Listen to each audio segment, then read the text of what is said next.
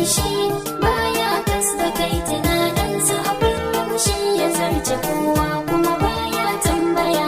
Ni na san bashi za ya ka da girma, ko da na biya nufi na bai ya zamto na sha'awa ba.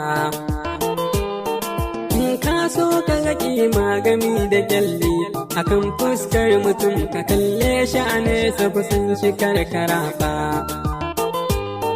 Wataƙila yadda ka ɗauke shi ba hakan ba, gyaɗa ce in ka ɓara sirrin ciki dai ba zai ki bayyana ba.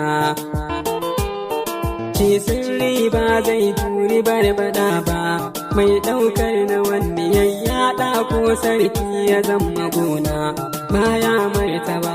Girman kai in dai kun fahimta kai shi baya kasta kai tunaninsa a kullum shi ya zarce kowa kuma baya tambaya.